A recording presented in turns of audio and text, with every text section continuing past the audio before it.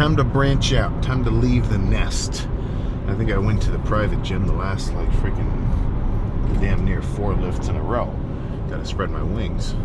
So this gym I'm going to in particular, it's not for no reason, right? It's got a couple of particular machines that I want to throw into the loop. And so I guess there's a few factors. I want to go for the machines. I want to go for the people, because I haven't seen these guys for like a week or two. And unrelated to the actual setting, I think I'm going to change it up just a touch. The last 2 chest days have been like, physically as heavy as I can go on, incline chest press for like 4 sets-ish, plus some dumbbell work. So today I might change it up. Still machine, still some Smiths, still some cables, but I'm going to be a little more squeezing, right? A little more potentially light and controlled. At least that's the plan. But if I walk in and I warm up and I feel super fresh and strong, then I'm not just going to hold back, But I've kind of run into this before, especially with quads. If I've got quads twice a week, which I used to do, and every quad day, 5 sets of leg press, 2 sets of crazy heavy squats or Smith squats on repeat like that, sometimes it ends up being too much. And the overall fatigue, even though muscularly I think is good, tendon-wise, knee-wise, joint-wise, you end up overdoing it, right? So it's you want to push the limit, you want to redline it, but you don't want to go over and then hear some rattling in your engine later and say, fuck, oh, I should have made that a light day, So that's where I'm coming in with an open mind of, all right, if I need to back off weight-wise, totally cool with it. Just gonna go crazy with lighter squeezing sets. But if I'm still fresh and strong and I can move some shit around, why hold back? Now, of course, that's within the confines of don't rip my pecs off. Out of all my fitness goals, those are all my kind of bodybuilding, gym-related goals. That's a big one. That's up there. That is a pretty strong factor that I keep in mind. So with that being the forefront, let's just get ready to go freaking nuts.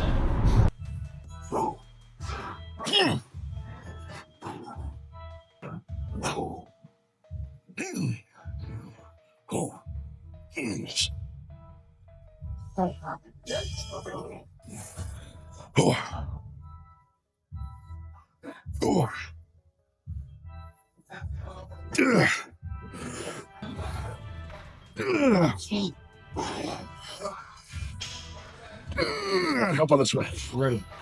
Go.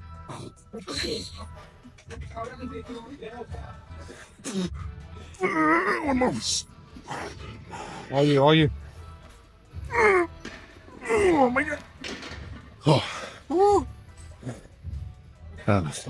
Thank you. Try to let you get as much as you can on that one. Yeah, that was good. I kind of. Right? Oh yeah. All right. I wanted to get exposed to the weight on that one. Yeah, 4 plates was a little crazy, but the feeler rep with 3 and a 25, it felt pretty doable, So I definitely think I just engaged in a physiological, neurological adaptation to heavier weight, which is totally legit. I mean, frankly, I feel like my quads blow up the most whenever I'm lifting the heaviest within reason, just because that strength plays into everything else. If you go crazy on heavy dumbbell bench and then you do a light squeezing set of cable flies, you can do that light set so much harder and with such an emphasized flex, because you've just got more ability to send these signals from your brain to your pecs to say, squeeze that shit. So let's drop it to a moderate 3 plates in a 25 and repeat. No need for a spot this time. I can definitely get 10 easy.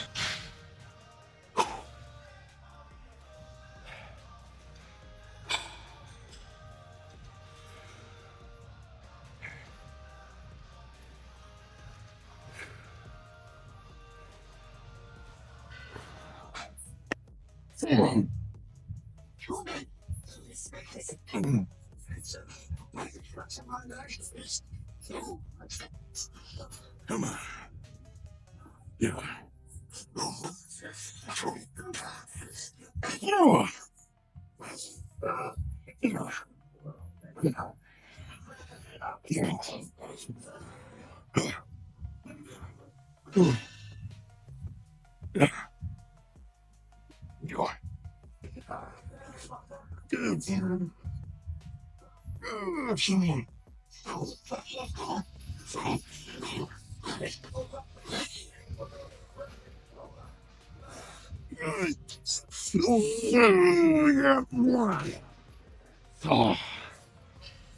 Oh, okay.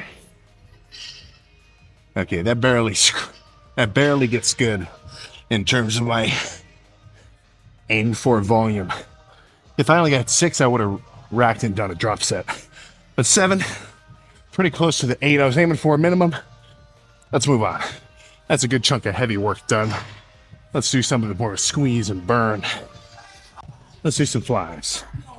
Just about as heavy as I can go and still have a good 1 second hold at the top. And really just try to max these things out. Then I'll move on to some chest press probably after 2 of these.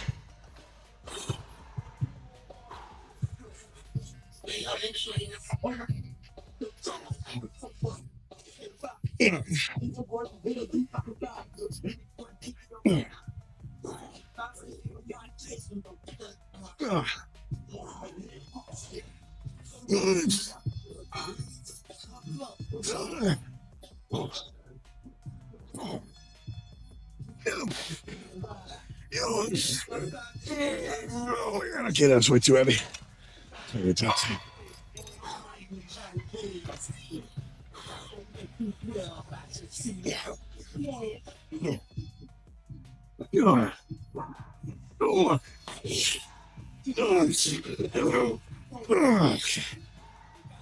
Oh, one more. Oh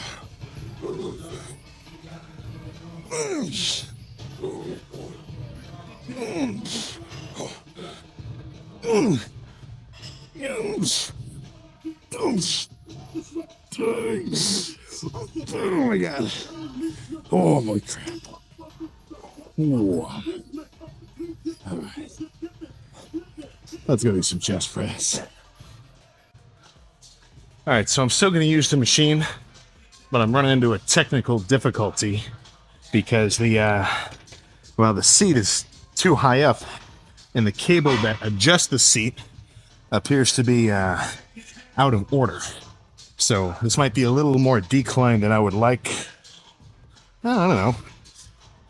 If I sit higher up, it would just make sense to put my hands higher up as well. I was going to do like the neutral grip, but maybe I should really float up here. I'll see. If that doesn't work, I'll just do regular neutral grip like I felt on the feeler rep. All right, come on.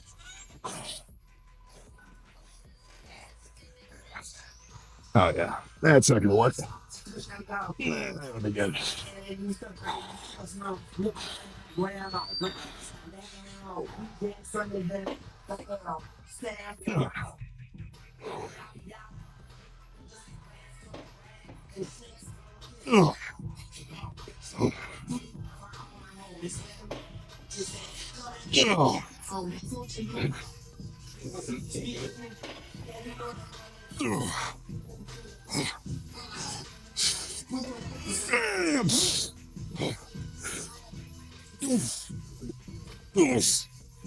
Oh my god. Oh, okay. Oh. One more. Actually felt better than expected. And then we're going to finish with a plate loaded press, and that'll be the end of it. Oh.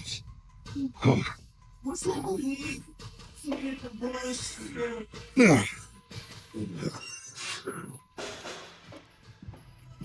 Oh.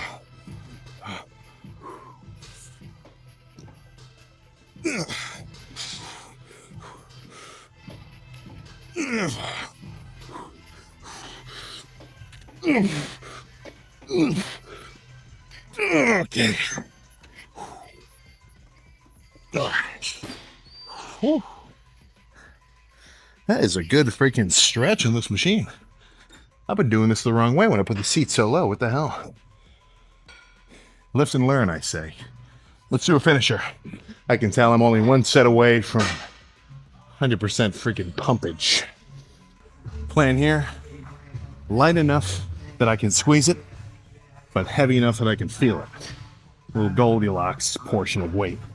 So, honestly, this will look exactly like the set of chest press. The first few will hold, and once they can't hold it, burn out partials and close down. All you gotta do is pick a better song.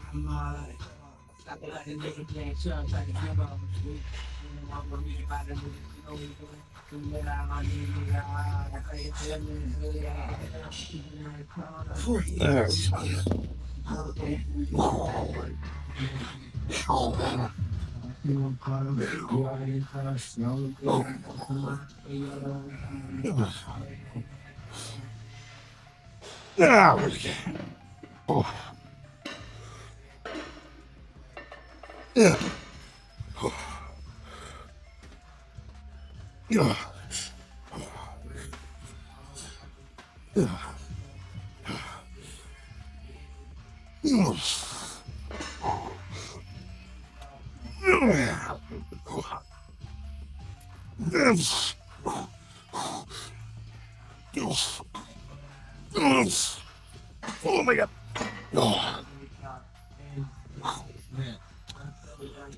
Let's find some mirror space. Alright, line frame. Yeah, there we go. This is kind of some freaky lighting right here. I've kind of been neglecting it. But let's recap. Smith, machine, pec deck, machine press. 7 sets. That's kind of about right. I'm not aiming for 7. You know, don't misconstrue that. What I'm really aiming for is just a complete, full kind of friggin', you know, chest pump and fatigue. Which, if 7 happens to be that number, more power to you, you know? But it's not about, like, a specific number. It's more so that's just kind of all I could feel like I'm really getting out. What do I need to do, 100 sets? You know, it just doesn't really compute like that.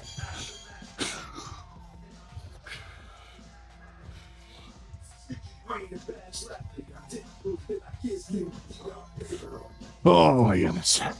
All right. Morning weight unknown. Somewhere in the mid 260s or so. And then chest sort of measurement. Kind of like if I was getting a suit. Also unknown. I don't know. I can't even get a nice suit because it's like half the time out of the year, I'm a completely different freaking shape. So it just wouldn't even make any sense. But I mean, you know, maybe. We'll see what happens. But this is kind of my attire anyway. So, that's for another day. All right. Yeah, I think I used all of the basic tenets of working out for that chest day. Some heavy Smith, biasing a lot of just straight up mechanical tension.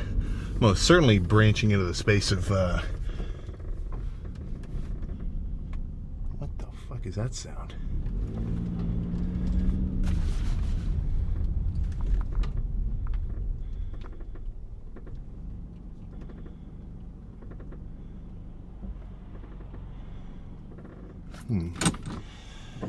I just got my tires rotated when I got that flat one replaced. Let me make sure all my freaking lugs are tight. Alright, well, the wheels are on, so I mean, I don't think they're coming off. I guess I'll just be extra mindful. Yeah, other than that tire going flat, which I just went over a nail. Not exactly sure how the hell that happened. But you know, the only other thing that happened once was back when I was in school. I think one of the belts that basically powered the power steering went out while I was freaking driving. You know, so I'm moseying down on my way to World's Gym Cincy, like you know, getting all excited and shit. And then as I go to turn into the actual parking lot, dude, steering wheel got freaking stiff. I'm like, you know, I thought I was going to spill it. So, of course, I just used my, just tried to manhandle it into position. And I almost got a tow truck, but since it was just the power steering, I'm like, I can take it back. Eventually I got it fixed, but that was kind of a little bit freaky. Good forearm workout if you got no power steering, because every time you turn, at least if you're going, you know, slow, you gotta freaking wrench this damn wheel.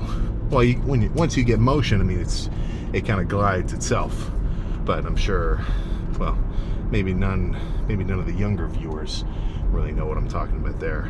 But either way, good chest day, and I think today pretty much marks when I'm gonna start making sure I hit caloric minimums. I've kind of just been bouncing around because early into a bulk, I mean, I don't have to leverage the food. You know, me just eating is enough to start kind of gaining weight. But yeah, I'm gonna start making sure I hit my my specific metrics. So I gotta look back at what my average calorie intake has been for the last couple of days, and then base it off of there. Have like a minor few hundred calorie jump, because I don't need to shoot up to 5,000 calories a day. I just wouldn't use a good portion of those calories, and it just gets stored as additional body fat, right? I need to use as much as necessary, and then gradually ramp it up as I get used to it, you know, because just like when you're dieting down, you have to continue to eat less and less to maintain your rate of fat loss. Bulking up, same uphill battle, right? The more you eat, the bigger you get. The bigger you get, the more calories you burn, the more you're going to have to eat to continue to gain weight, right? I mean, a 180 pounder is going to have to eat more than the 170 pounder to continue to gain a pound-ish a week. So if you go from 170 to 180 and you're eating the same amount now that you're 180 and you're expecting to continue to grow, right? You see what I'm saying? You got to kind of fight that, fight the good fight. Keep upping your carbs, keep upping your, kind of up everything, right? The heavier you get, the more protein you should be eating. I wouldn't go crazy with the fats, unless you're in freaking dire straits about your calories and you just can't freaking sit in front of a bowl of rice and just chow down. Let's say you're just the type who can't do it, which is something to work on, but I'm not going to judge you for it. Some guys end up leveraging really calorie dense foods to try to up their calories. They're eating freaking, if you've ever heard stories of people drinking like olive oil or shit, somebody is having a rough time putting the pounds on. That's not an approach anyone should do, nor should anyone recommend, right? But there is a freaking value to trying to kind of inch calories in where you might not really notice them, right? Let's say you do you got a post-workout shake. I'd probably say just eat some ground beef, but you got a post-workout shake, that's your kind of ritual, dude. Throw some peanut butter in there. If you got a Ninja, if you got a bullet in the kitchen, 4 Reese's cups into a protein shake, are you going to notice? Are you even going to notice those extra, however many grams of carbs and fats that are in those with the shake once it's all kind of blended up and it's just still a drink? Odds are maybe not. But if you go too wild, then I think you're overdoing it, right? I mean, there's a point where a regular tip or hack taken to an extreme stops being so effective. So it's hard to get around just eating, basic ass regular foods, ground beef, oatmeal, rice.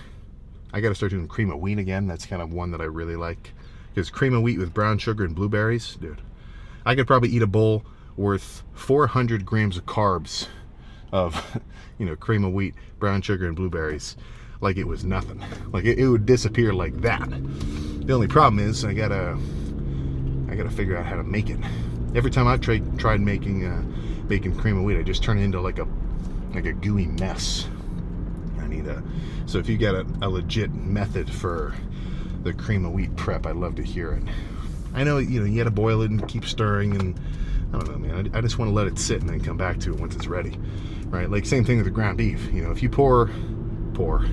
if you put a couple pounds of ground beef into a big ass pot, leave it on low, I mean, like low.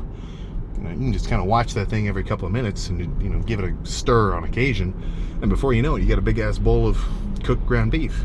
Now, of course, it's kind of a chore to strain off all the fat, but, if you've got steady hands, you can kind of scoop it all into the bottom corner, flip it up into a different bowl, let it cool down and throw it away or something. You get the gist.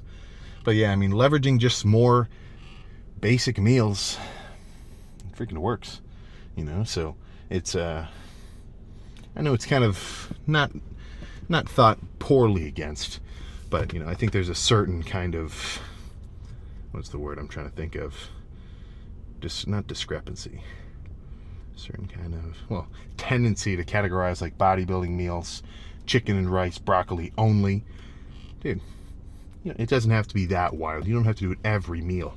But if you're really pushing food and you're trying to, you actually want to gain weight, it's kind of the method, But no matter what, I mean, you can't knock it if you're actually moving your body weight on the scale. Gains are gains no matter what.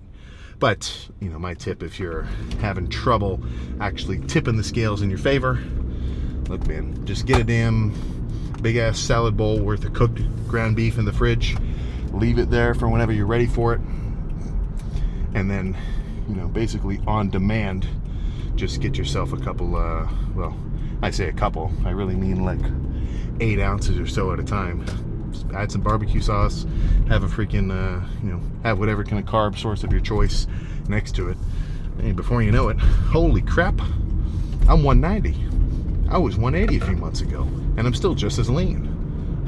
Whoa, that's a good feeling. But plan for me now: go home, eat something. I think I'm gonna put some like little fingerling looking potatoes in the oven. Have that for my second post-workout meal. Get a good night's rest and get ready for back tomorrow. Yeah, I'm getting excited for it. So, I'll see you then.